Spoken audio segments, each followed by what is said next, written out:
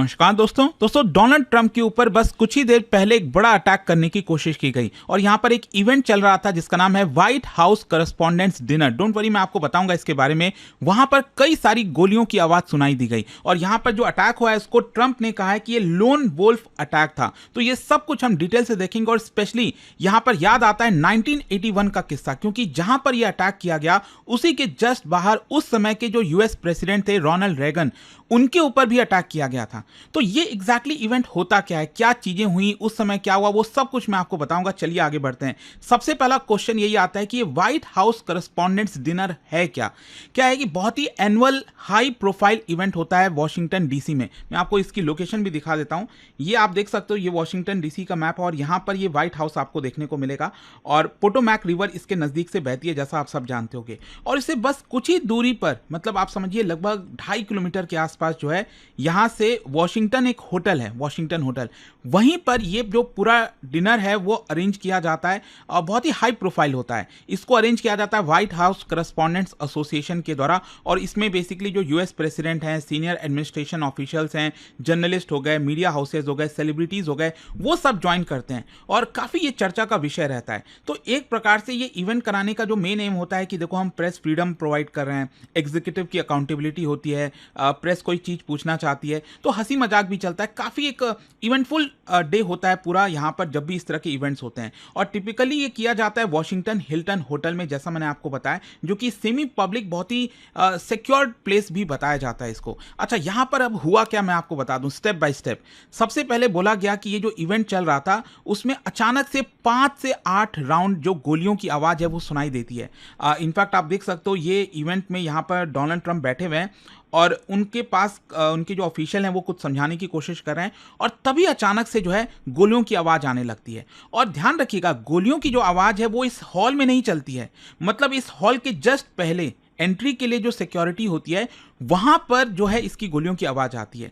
तो यहां पर बोला यह जा रहा है कि लोन सस्पेक्ट था, एक पर्सन था जो अचानक से गोली चलाने लग गया, पॉसिबली उसके पास एक चाकू भी होगा और वो जो आउटर सिक्योरिटी का लेयर है वो ब्रीच कर जाता है और तब यहां पर जो है शॉट्स फायर करता है और इमीडिएट कंफ्यूजन भी होता है। मतलब इस पूरे इवेंट में लोग कंफ्यूज भी हो जाते हैं। इनफैक्ट जब यहां पर डोनाल्ड ट्रंप बैठे हुए थे, जब इनके ऑफिशियल इसको समझा रहे थे, तभी यहां पर गोलियों की आवाज तो आ रही होती है। अगर आप वीडियो देखोगे, शॉट आप सभी ने देखा भी होगा, तो गोलियों की आवाज चल रही होती है, लेकिन सबको लगता है यार कहां से गोली चलेगी, क्या है, मतलब डाउट सा होता है कि हो क्या रहा है। किसी को लग रहा है कि कुछ ऐसी आवाज आ रहा होगा और इसी की वजह से जो है यहां पर अनसर्टेनिटी जो है वो क्रिएट हो जाती है। मतलब यहां पर जब तक सिक्योरिटी रिएक्ट नहीं करती है ना, जब तक डोनाल्ड ट्रंप को वहां से उठाया नहीं जाता है, तब तक किसी को पता भी नहीं चलता है और तब जाकर पैनिक जैसा सिचुएशन क्रिएट हो जाता है। तो यहां पर सिक्योरिटी का रिस्पॉन्स बहुत मायने रखता है और आप जानते हो कि डोनाल्ड ट्रंप, मतलब जो यूएस के प्रेसिडेंट हैं, उनकी सुरक्षा की जिम्मेदारी यूनाइटेड स्टेट्स सीक्रेट सर्विस की होती है। जैसे भारत में हम प्रधानमंत्री की बात करते हैं, एसपीजी जो है वो पूरा सिक्योरिटी संभालते हैं। और इसमें भी बड़ा इंटरेस्टिंग है कि लेयर्स ऑफ प्रोटेक्शन होता है। जो प्रेसिडेंट का प्रोटेक्शन है उसमें कई लेयर्स आपको देखने को मिलेंगे। एक तो आउटर पैरामीटर हो गया, जैसे ये होटल है, होटल में एंट्री के लिए ये जो आउटर पैरामीटर है, पब्लिक एक्सेस जो जोन है जहां पर पब्लिक भी आ सकती है, वहां पर पहली सिक्योरिटी होती है। फिर उसके बाद दूसरा मिडिल सिक्योरिटी लेयर होता है। मतलब अगर आपको हॉल के अंदर जाना है, ठीक है, जहां पर डोनाल्ड ट्रंप वगैरह बैठे हैं, तो वहां पर आपकी चेकिंग वगैरह होती है, स्क्रीनिंग होती है। और फिर उसके बाद ऑब्वियस सी बात है इनर सिक्योर जोन, मतलब हॉल में भी जो बॉल रूम है जहां पर प्रेसिडेंट बैठे हुए हैं, वहां पर भी अच्छी खासी सुरक्षा होती है। तो आई होप आप समझ गए होंगे कि ये गोली बेसिकली यहां पर चली है। जो मिडिल सिक्योरिटी लेयर है, प्रॉब्ली हो सकता है कि जो अटैकर था वो घुसने की कोशिश कर रहा होगा, तब यहां पर सिक्योरिटी पर्सनल ने रोका होगा और तभी यहां पर उसने गन शॉट फायर करना स्टार्ट कर दिया होगा। तो इमीडिएट एक्शन क्या हुआ, जैसे ही यहां पर गोलियों की आवाज सुनी गई, जो ट्रंप है उनको ह्यूमन शील्ड के थ्रू घेर लिया जाता है सर्कल में और यहां पर तुरंत उनको वहां से इवैक्यूएट कराने की कोशिश की जाती है। और क्राउड मैनेजमेंट भी देखो बहुत इंपॉर्टेंट होता है, क्योंकि इस तरह के इवेंट में जैसे ही पता चलता है यार गोली चल रही है, आप सोचो किस तरह का रिएक्शन होगा, अफरा तफरी मच जाती है। लेकिन यहां पर तुरंत सभी लोगों को बोला जाता है कि आप नीचे हो जाइए, टेबल के नीचे छुप जाइए और ताकि स्टैम्पेड ना हो, क्योंकि वो सिचुएशन हो जाएगा तो और ज़्यादा घातक हो सकता है। और यहाँ पर फाइनली जो सस्पेक्ट था, जो गोली चला रहा था, उसको ओवर पावर किया जाता है, उसको अरेस्ट कर लिया जाता है। तो जो पर्सन ने गोली चलाई थी वो इस समय हिरासत में है। अच्छा, यहाँ पर इंपॉर्टेंट चीज़ ये है कि क्योंकि एक सवाल आता है ना कि क्या ये आतंकवादी हमला तो नहीं था, तो यहाँ पर प्रेसिडेंट के द्वारा कंफर्म किया गया है कि ये लोन वोल्फ अटैक था। लोन वोल्फ अटैक में क्या होता है, एक सिंगल पर्सन खुद से यहाँ पर कोई एक्ट करता है। मतलब अब ऑब्वियस सी बात है ना, अगर मान लो कोई टेररिज्म से रिलेटेड मामला है तो खुफिया एजेंसीज वगैरह काम करती हैं पीछे से, उनको थोड़ा पता भी लग जाएगा, आइडिया लग जाता है। लोन वोल्फ अटैक में ये पता करना बहुत मुश्किल है। हर एक इंडिविजुअल की साइकोलॉजी क्या चल रही है, वो क्या करने वाला है, वो आप कैसे पता लगाओगे। और उसी की वजह से एक सिंपल वेपन के थ्रू भी जो है वो सिक्योरिटी पैरामीटर को कई बार पार कर देता है और अटैक करने की कोशिश करता है। तो यहाँ पर ध्यान रखिएगा, लोन वोल्फ अटैक में कोई लार्ज नेटवर्क नहीं है और टाइमिंग भी बहुत अनप्रिडिक्टेबल होती है। नॉर्मली जो टेररिज्म वगैरह होता है उसमें वो लोग प्लान करते हैं ना, इस समय ये करेंगे, ऐसा ऐसा। यहाँ पर तो जब उसको मौका मिलता है वो इस तरह का एक्ट करने की कोशिश करेगा। तो ये बेसिकली जो अटैक किया गया ना, वहां पर जो लोकेशन है वो भी बहुत मायने रखती है, क्योंकि वहां पर मीडिया प्रेजेंट थी, प्रेसिडेंट थे, स्टेट पावर दिखाया जा रहा था। तो ऑब्वियस सी बात है, वहां पर जब आप करोगे तो एक पूरा आपको मीडिया कवरेज भी मिल जाती है। खैर, यहां पर जो अटैक हुआ है ये सिक्योरिटी वल्नरेबिलिटीज को भी दिखाता है, क्योंकि आप समझो जो पब्लिक प्लेसेस होते हैं, स्पेशली होटल वेन्यूज वगैरह, वो पार्शल मतलब भले ही वो पार्शली पब्लिक स्पेस ही क्यों ना हो, लेकिन स्टिल वहां पर अटैक करना कंपैरेटिवली इजी हो जाएगा रादर दैन व्हाइट हाउस। अगर व्हाइट हाउस तो आप सोचो ना कितना ज्यादा सिक्योर होता है। तो इसी की वजह से ये सॉफ्ट टारगेट की तरह देखा जाता है इस तरह के जो प्लेसेस होते हैं। और आउटर पैरामीटर का भी वीकनेस है। सवाल ये भी उठता है कि जो लोन वोल्फ अटैकर था वो मिडिल लेयर तक कैसे पहुंचा, आउटर लेयर में ही क्यों नहीं उसको रोक दिया गया। अब बहुत सारे सवाल हैं, इसको लेकर उठेंगे, ऑब्वियस सी बात है। और इंटेलिजेंस का भी लिमिटेशन है, ये मैंने आपको बताया। बहुत मुश्किल है हर एक इंडिविजुअल के साइकोलॉजी को समझना कि वो क्या करने वाला है नेक्स्ट। अब क्वेश्चन ये आता है कि ये अटैक क्यों किया गया होगा। देखो, अब कई रीजंस हो सकते हैं।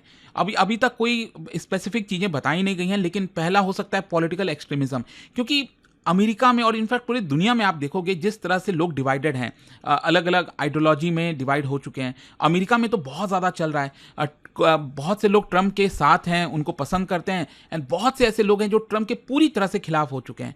और स्पेशली मे भी कई रीज़न हो सकते हैं, जैसे फॉर एग्जांपल ईरान वॉर चल रहा है तो लोग काफ़ी नाखुश हैं कि क्यों इस तरह की चीज़ें हो रही हैं, अमेरिका की बदनामी हो रही है, अमेरिका युद्ध हार रहा है, इस तरह की चर्चा हो रही है। तो मे भी शायद कुछ ऐसा होगा कि यहाँ पर जिस तरह से अमेरिका की इमेज को धक्का लगा, तो मे भी शायद कोई पर्सन होगा जिसको पसंद नहीं आया होगा और वो यहाँ पर असैसिनेशन करने की कोशिश कर रहा होगा ट्रम्प का।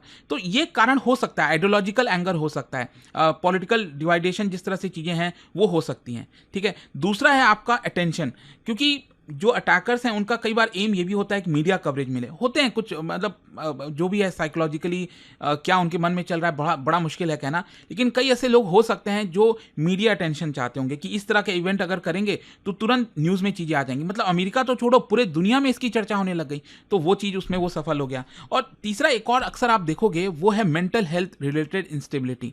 मैं ये नहीं कह रहा हूँ, ध्यान रखिएगा, मैं ये नहीं कह रहा हूँ कि जितने भी मेंटली इल इंडिविजुअल कोई है तो वो सभी अटैक करते हैं, ऐसा नहीं है।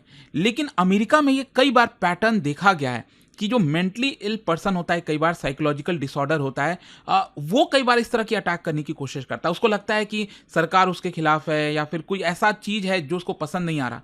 तो कई बार ऐसे लोग भी होते हैं जो इस तरह के अटैक कर देते हैं। और इसके अलावा एंटी स्टेट माइंडसेट भी होता है कि देखो इन्फ्लेशन बढ़ रहा है, जॉब्स नहीं है, तो मे भी शायद इस तरह के भी कुछ इश्यूज हो सकते हैं। खैर, यहां पर क्या नहीं हो सकता, एक तो ऑर्गेनाइज्ड टेररिज्म, इसके चांसेस काफी कम लग रहे हैं। क्या कोई दूसरे देश का इन्वॉल्वमेंट था? कई लोग सस्पेक्ट कर सकते हैं कि क्या ईरान इसके पीछे था। अभी तक तो ऐसा कोई भी पॉसिबिलिटी नहीं लाया है, तो ये सबके चांसेस काफी कम है। जो लोन वोल्फ अटैक मैंने आपको बताया इंडिविजुअल पर्सपेक्टिव से, उसी के चांसेस लग रहे हैं। और इसको मैं आपको लिंक करके बताता हूं 1981 का किस्सा। बहुत ही हिस्टोरिकल सेंसिटिविटी हो जाती है इस इवेंट की, क्योंकि यही जो होटल है, ये जो वॉशिंगटन हिल्टन मैंने आपको बताया होटल जो है, उसके जस्ट बाहर रोनाल्ड रेगन को असैसिनेट करने की कोशिश की गई थी 1981 में। मैं आपको बताता हूं हुआ क्या था। रोनाल्ड रेगन जो है उसी होटल में एक लेबर यूनियन ग्रुप को स्पीच देकर खत्म करके बाहर आ रहे थे, और जैसे ही वो बाहर आए लिमोजिन में जाने वाले थे, उसके पहले ही उन्होंने अपने क्राउड जो थी उसको वेव किया, और तभी जो है यहाँ पर 6 शॉट्स फायर किए जाते हैं। 1.7 सेकेंड्स में 6 शॉट्स एक रिवॉल्वर से फायर किए जाते हैं और इसकी वजह से आप देख सकते हो रोनाल्ड रेगन को बुलेट लगती है। इसके अलावा यहाँ पर जो उनके प्रेस सेक्रेटरी थे उनके हेड पर मारा जाता है। पुलिस ऑफिसर के नेक पर गोली लगती है। जो सीक्रेट सर्विस एजेंट था उसको भी यहाँ पर चोट लगती है। और इनफैक्ट अगर मैं आपको बताऊं तो जो सीक्रेट सर्विस एजेंट्स थे उस समय रोनाल्ड रेगन को तुरंत लिमोजिन में बैठाया जैसे ये शॉट्स फायर किए गए और तब वो व्हाइट हाउस जा रहे थे। लेकिन तभी यहाँ पर उनको दिखा कि यार रोनाल्ड रेगन जो है उनको तो बहुत ज़्यादा चोट लग गई है, ब्लड बह रहा है। तो इसकी वजह से तुरंत उन्होंने गाड़ी को जो है हॉस्पिटल की तरफ मोड़ दिया ताकि उनको बचाया जा सके। इनफैक्ट मैं आपको बताऊं तो रोनाल्ड रेगन को बहुत गहरी चोट लगी थी। यहाँ पर जो बुलेट है ना उनके लेफ्ट आर्म में गया था, जो लंग है उसको चीरता हुआ चला गया था। इट वॉज जस्ट कि आप समझो जो हार्ट होता है, दिल होता है, उसके जस्ट पहले बुलेट रुक गई थी। अगर वो बुलेट वहां तक पहुंच जाती तब तो बड़ा नुकसान हो सकता था। तो ऑलमोस्ट मरने के करीब थे रोनाल्ड रेगन। कैसे जैसे यहाँ पर बचते हैं, जॉर्ज वॉशिंगटन यूनिवर्सिटी हॉस्पिटल में उनकी सर्जरी होती है, वो यहाँ पर बच जाते हैं। अच्छा, यहाँ पर अटैकर उस समय भी मैं आपको बताता हूँ कौन था, जॉन हिकिनले जूनियर। बेसिकली वो भी एक मेंटली डिस्टर्ब इंडिविजुअल था। और वो क्या था मैं आपको बताता हूँ। बेसिकली एक एक्ट्रेस है जॉडी फॉस्टर, उससे वो काफ़ी ऑब्सेस था, पसंद करता था और उसको लगा कि अगर मैं प्रेसिडेंट को शूट कर दूंगा तो वो इंप्रेस हो जाएगी मेरे से। तो ये psychologically driven lone wolf attack था, ये कोई पॉलिटिकल टेररिज्म नहीं था। तो यहाँ पर इनफैक्ट क्या होता है, जब मामला कोर्ट में जाता है तो उसको नॉट गिल्टी करार दिया जाता है क्योंकि वो मेंटली डिस्टर्ब पर्सन था और उसको साइकियाट्रिक इंस्टीट्यूशन भेजा जाता है और कुछ दशक बाद जो है उसको रिलीज कर दिया जाता है। तो इस तरह के इवेंट्स कई बार अमेरिका में देखने को मिले हैं और कुछ वैसा ही यहाँ पर भी आज हुआ है। आई होप आपको डिटेल से समझ में आ गया होगा। और जाने से पहले एक बहुत ही इंटरेस्टिंग क्वेश्चन आप सभी के लिए। देखो, नॉर्मली यूएस प्रेसिडेंट का जो टर्म है मैक्सिमम 2 टर्म के लिए ही वो बन सकते हैं प्रेसिडेंट, राइट। लेकिन क्या आप बता सकते हो इनमें से कौन से ऐसे यूएस प्रेसिडेंट हैं जो 2 टर्म से ज्यादा बन चुके हैं? इसका राइट आंसर आप सब जानते हो, मेरे इंस्टाग्राम पर तो मिलेगा ही, वहां पर अगर आप नहीं हो कोई बात नहीं, टेलीग्राम से ले सकते हैं इसका सही उत्तर। साथ ही साथ दोस्तों, अगर आप यूपीएससी की तैयारी कर रहे हैं, कोई भी बैच चाहते हैं, अभी 50% फ्लैट डिस्काउंट आपको मिलेगा, प्लस डबल वैलिडिटी सभी यूपीएससी कोर्सेज पर मिल जाएगी। 2027 की तैयारी या फिर 2028 कोई भी साल की प्रिपरेशन कर रहे हैं, यूज करना है आपको ये कोड अंकित लाइव मैक्सिमम डिस्काउंट के लिए। और ये फोन नंबर है, कोई डाउट है, प्रॉब्लम है बैच से रिलेटेड, इस पर कॉल करिए, मेरी टीम जो है आपको अच्छे से गाइड कर देगी। स्टडी IQ IAS, आपका सिलेक्शन हमारा मिशन।